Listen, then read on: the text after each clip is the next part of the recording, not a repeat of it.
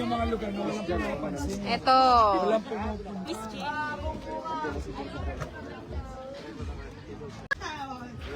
Basta ka. Gusto mo kayo tayo? Ganda ng t-shirt natin ha. Solid ba kayo dito? Tingnan mo na. Ay, yung poster ko nasa loob oh. Ayun oh. Ayun ang sinasabi natin sa looban. Solid ang SB. May cancer sila.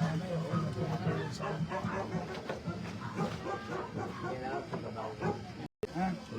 Yan yung mga kalagayan ng mga sinasabi. Wala siyang kasama, may cancer siya. Kapitbahay lang niya yung... Sila lang dito natutulungan.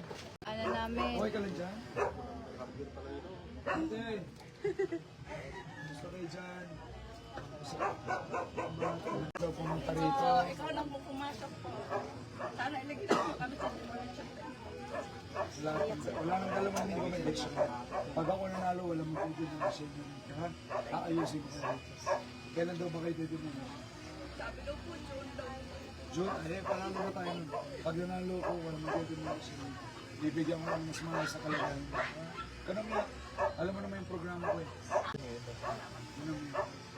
Kasi ito ang kalagayan ko. Pag pupunta ako sa mga barangay, pag hindi ko kakampi yung mga chairman, pag nagpapadala ako ng tulong, hinaharang. Pero hindi ako nagpapapigil. Dumidiretso pa rin ako. Kamagala natin. First time po. 5 years po po kami. Yan ang kondisyon dito sa Baseco. 25 years na siya dito nakatira. Walang pumasok na mayor, walang nagtsaga, walang tumulong. Kung wala akong magbabago sa Maynila, ganito pa rin ang buhay nila sa susunod na 2 taon.